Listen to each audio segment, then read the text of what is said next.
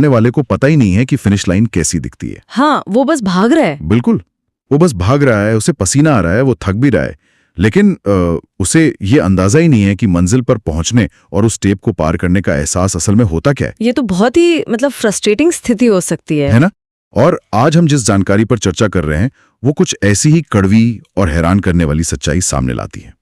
बहुत सी महिलाओं को अपनी पूरी जिंदगी ये पता ही नहीं चलता कि उनके शरीर ने अपनी चरम संतुष्टि, यानी जिसे हम क्लाइमैक्स कहते हैं, वो हासिल किया भी है या नहीं। ये वाकई एक ऐसा बायोलॉजिकल गैप है जिस पर अमूमन बात नहीं होती समाज में, और अक्सर हमारे घरों के बंद कमरों में भी इस विषय पर इतनी खामोशी है कि लोग अपने ही शरीर के सिग्नल्स को समझ नहीं पाते। सही बात है, हम जीव विज्ञान तो पढ़ते हैं, लेकिन जब बात अंतरंगता की आती है ना, तो सारा विज्ञान कहीं पीछे छूट जाता है। बिल्कुल। और इसीलिए आज की ये विस्तृत चर्चा बहुत जरूरी होने वाली है। हमारे पास एक YouTube वीडियो का ट्रांसक्रिप्ट है जो गृहस्थ जीवन और शारीरिक संबंधों की बारीकियों को बहुत ही बेबाकी से खोल कर रख देता है। हाँ, और हमारा मकसद आज यही समझना है कि अंतरंगता के दौरान महिलाओं का शरीर असल में कैसे काम करता है। एग्जैक्टली।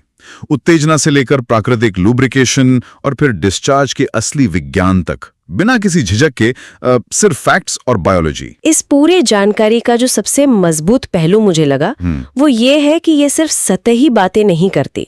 ये गहराई में जाकर समझाती है कि शारीरिक स्तर पर असल में क्या बदल रहा है और कैसे दोनों पार्टनर्स के बीच एक साइंटिफिक मिसमैच हो जाता है जिसकी वजह से वो उस पूरे अनुभव से वंचित रह जाते हैं। तो शुरुआत वहीं से करते हैं जहां से कोई भी शारीरिक संबंध शुरू होता है, यानी शुरुआती उत्तेजना और शरीर की तैयारी। हाँ। जानकारी के मुताबिक जब पुरुषों में उत्तेजना होती है तो शुरुआत में एक हल्का तरल पदार्थ निकलता है जिसे प्रीकम कहते हैं, ताकि आगे की प्रक्रिया आसान हो सके। सही है। दिलचस्प बात यह है कि महिलाओं का शरीर भी ठीक ऐसा ही करता है जी। जब शुरुआती स्पर्श या फोरप्ले होता है तो उनके प्राइवेट पार्ट से एक प्राकृतिक लुब्रिकेंट निकलता है। बिल्कुल, एक नेचुरल प्रोसेस है ये। अब यहाँ मुझे हमेशा ये उलझन रही है कि अगर दिमाग पहले से ही तैयार है, मेरा मतलब है अगर कोई इंसान मानसिक रूप से अंतरंगता के लिए राजी है, तो शरीर को इस अलग से तैयारी वाले कदम की इतनी जरूरत क्यों है? क्या दिमाग का तैयार होना काफी नहीं है? ये तो किसी गाड़ी को लंबे सफर पर ले जाने से पहले उसके इंजन को वार्म अप करने जैसा हो गया। अरे, ये वार्म अप वाली एनालॉजी बहुत सटीक है।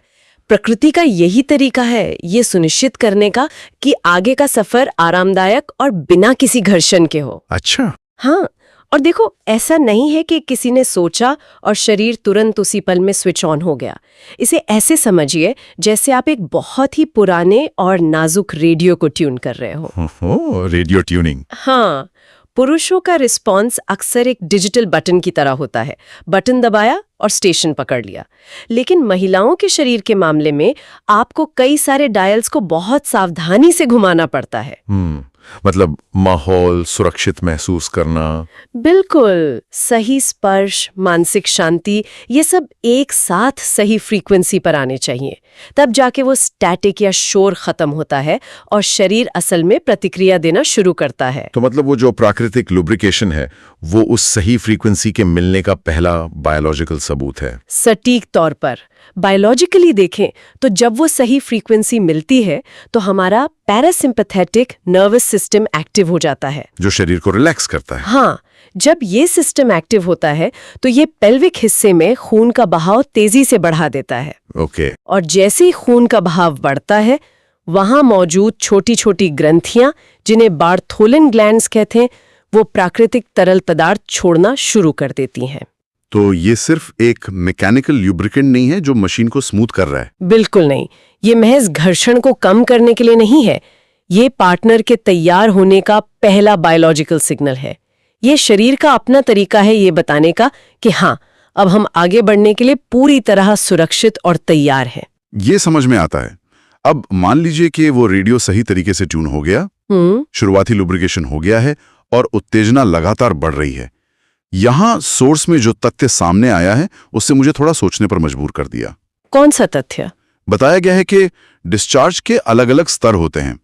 पहला तो ये कि जब संतुष्टि बढ़ती है तो शुरुआती तरल से कई ज्यादा मात्रा में पानी निकलता है, जिससे बहुत ज्यादा गीलापन महसूस होता है। हाँ, ये एक सामान्य प्रतिक्रिया है। लेकिन इसके बाद एक और अवस्था का जिक्र है, स्क्वर्टिंग। और सबसे चौंकाने वाली बात यह है, रोको, यहाँ सबसे हैरान करने वाली बात यह है कि स्क्वर्टिंग सामान्य मार्ग से नहीं हो रही है, बल्कि वो महिला के यूरेथ्रा से हो रही है, जहां से यूरिन पास होता है। ये तो एक बहुत बड़ा बायोलॉजिकल अंतर है। एग्जैक्टली। और यही तो सबसे बड़ी गलतफहमी भी है। मतलब क्या अक्सर लोग इसे यूरिन समझने की गलती नहीं करते होंगे? करते हैं ना, और इसी वजह से कई महिलाएं इस अनुभव को लेकर भारी शर्मिंदगी महसूस करती हैं, क्योंकि उन्हें लगता है कि उनका यूरिन पास हो गया है और वो बिस्तर गंदा कर रही हैं। अरे बाप रे। लेकिन शारीरिक और रासायनिक रूप से ये यूरिन से बिल्कुल अलग चीज है। तो फिर ये यूरेथ्रा से क्यों आ रहा है? इसके पीछे का मैकेनिज्म क्या है? देखो, इसे समझने के लिए हमें शरीर की अंदरूनी संरचना को देखना होगा। यूरेथ्रा के ठीक आसपास कुछ बहुत ही विशेष ग्रंथियां होती हैं। अच्छा। जिन्हें स्किन्स ग्लैंड्स कहा जाता है। कुछ वैज्ञानिक तो इसे महिलाओं का प्रोस्टेट भी कहते हैं। ओहो, प्रोस्टेट? हाँ, क्योंकि ये पुरुषों के प्रोस्टेट ग्लैंड के समान ही काम करती हैं। जब उत्तेजना अपने बिल्कुल चरम पर पहुंचती है तो पेल्विक फ्लोर की मांसपेशियां बहुत तेजी से और लयबद्ध तरीके से सिकुड़ती है। तो वो जो सिकुड़न है वो इन ग्रंथियों पर दबाव डालती है? बिल्कुल। ये सिकुड़न इतनी तीव्र होती है कि इन ग्रंथियों में जमा तरल पदार्थ एक झटके के साथ बाहर निकलता है। और क्योंकि ये ग्रंथियां यूरेथ्रा के नेटवर्क से जुड़ी है, इसलिए ये तरल पदार्थ यूरेथ्रा के जरिए ही बाहर आता है। और ये तरल पदार्थ इतनी ज्यादा मात्रा में हो सकता है कि एकदम फव्वारे की तरह निकले? हाँ, बिल्कुल, एक फाउंटेन की तरह जो बिस्तर तक गीला कर सकता है। लेकिन ये हर महिला के साथ हर बार नहीं होता। अच्छा। हाँ, ये तब होता है जब महिला बहुत अधिक उत्तेजित हो और नर्वस सिस्टम एक ओवरफ्लो रिस्पॉन्स ट्रिगर करे। ये महज लुब्रिकेशन का बढ़ना नहीं है, ये शरीर का एक पूरी तरह से अलग रिस्पॉन्स है, जो तभी ट्रिगर होता है जब उत्तेजना अपने पीक पर हो। ये बहुत दिलचस्प है यार, क्योंकि हम अक्सर सोचते हैं कि लुब्रिकेशन और डिस्चार्ज एक ही चीज के दो अलग अलग वॉल्यूम है, कि पहले थोड़ा पानी आया और फिर ज्यादा आ गया। हाँ, लोग यही मान लेते हैं। लेकिन यहाँ तो पूरी की पूरी मशीनरी ही अलग है। ये एक अलग बायोलॉजिकल इवेंट है। बिल्कुल, शरीर के अंदर गियर शिफ्ट हो रहे होते हैं। लेकिन यहाँ एक बहुत बड़ा लेकिन है। अगर ये पूरा मैकेनिज्म इतना शानदार है, तो इतनी सारी महिलाएं इस अनुभव से वंचित क्यों रह जाती हैं? यहाँ हम उस पॉइंट पर आते हैं जिसका मैंने शुरुआत में जिक्र किया था। एक कड़वी सच्चाई कि बहुत सी महिलाओं को पता ही नहीं चलता कि उनका डिस्चार्ज हुआ या नहीं। वो सिर्फ गीलेपन को महसूस करती हैं। हाँ, ये बहुत कॉमन है। दूसरी तरफ पुरुषों का डिस्चार्ज बहुत जल्दी हो जाता है और उन्हें एक बहुत ही स्पष्ट शारीरिक झटका महसूस होता है। ये दोनों के अनुभवों में इतना बड़ा अंतर क्यों है? इसके पीछे न्यूरोलॉजिकल और शारीरिक दोनों कारण हैं। पुरुषों का जो क्लाइमैक्स होता है वो एक बहुत ही केंद्रित न्यूरोलॉजिकल इवेंट है, एक स्पष्ट झटका है जिसे मिस करना असंभव है। लेकिन महिलाओं के मामले में ये ऐसा नहीं है। नहीं, स्रोत स्पष्ट करता है कि महिलाओं को वो चीज पुरुषों की तरह महसूस नहीं होती। उनका क्लाइमैक्स एक बिंदु नहीं है, वो एक लहर की तरह है, पूरे पेल्विक हिस्से में धीरे धीरे फैलता है। अगर वो लहर अपने चरम तक नहीं पहुंचती तो शरीर सिर्फ गीलेपन वाले स्टेज पर ही रह जाता है, और यहीं पर पुरुषों की जल्दबाजी एक बड़ी समस्या बन जाती है। इसे मैं एक अलग नजरिए से देखता हूँ। हाँ, बताइए। ऐसा लगता है जैसे पुरुष किसी 100 मीटर की स्प्रिंट रेस में दौड़ रहे हैं। बिल्कुल। जबकि महिलाओं का जो शरीर है वो एक मैराथन के लिए डिजाइन किया गया है, और पुरुष मैराथन पूरा होने से पहले ही रेस खत्म मान लेते हैं। ये एनालॉजी एकदम परफेक्ट है। असल में पुरुषों को ये समझना होगा कि जिसे वो फोरप्ले या शुरुआत मानते हैं, महिलाओं के शरीर के लिए वो केवल शुरुआत नहीं है, बल्कि वो पूरी प्रक्रिया का सबसे मुख्य हिस्सा है। सही बात है। बहुत सी महिलाओं में अपने ही शरीर के चरम सुख के प्रति जागरूकता की भारी कमी है, और पार्टनर्स द्वारा सही तकनीक मतलब पर्याप्त फोरप्ले का इस्तेमाल न करना इस दूरी को और बढ़ा देता है। तो अगर पुरुष बीच में ही रुक जाते हैं या अपना क्लाइमैक्स हासिल करके प्रक्रिया को वहीं खत्म मान लेते हैं, हाँ, तो महिला के शरीर को वो ओवरफ्लो वाला सिग्नल कभी मिल ही नहीं पाता। एग्जैक्टली। ये तो एक तरह से बिना पूरी पिक्चर देखे सिनेमा हॉल से बाहर आ जाने जैसा है। हाँ, और ये एक दुष्चक्र बन जाता है। लेकिन हम यहाँ पूरी तरह से एक पक्ष को जिम्मेदार नहीं ठहरा सकते हैं ना। मान लीजिए कि कोई कपल इस बात को समझ लेता है, पुरुष पर्याप्त समय दे रहा है, ओरल प्ले या बाकी तरीकों से भी पूरी कोशिश हो रही है, फिर भी महिला का शरीर उस चरम सुख या स्क्वर्टिंग तक नहीं पहुंच पा रहा है, तो इसके पीछे क्या रुकावटें हो सकती हैं? देखो, कभी कभी समस्या केवल फोरप्ले की नहीं होती। स्रोत के अनुसार कभी कभी महिलाओं में लिबिडो यानी कामेच्छा की कमी भी होती है। अच्छा, लिबिडो? हाँ, उनका शरीर उस स्तर तक साथ ही नहीं दे पाता कि वो चरम सुख को महसूस कर सकें। मतलब ये कमी पुरुषों की जल्दबाजी और महिलाओं के कम लिबिडो दोनों की वजह से हो सकती है। बिल्कुल। लिबिडो पूरी तरह से हमारे शरीर की केमिस्ट्री, हमारे हार्मोन्स और हमारी ओवरऑल सेहत पर निर्भर करता है। आज के समय में अगर शरीर में तनाव ज्यादा है तो वो सीधे तौर पर उन सिग्नल्स को ब्लॉक कर देता है जो रिलैक्स होने के लिए जरूरी हैं। तो ये पूरी तरह से एक टीम स्पोर्ट है। ताली दोनों हाथों से बजती है। लेकिन इस आपसी जिम्मेदारी को संभाला कैसे जाए? क्योंकि अक्सर लोग इसे अपनी ईगो या अपनी परफॉर्मेंस से जोड़कर देखने लगते हैं। स्रोत का निष्कर्ष बहुत स्पष्ट है इस पर। एक सफल अंतरंग जीवन के लिए ईगो को किनारे रखना होता है। अगर कोई मेडिकल या लिबिडो की समस्या है तो उसे छुपाने के बजाय सही मदद लेना ही असली समझदारी है।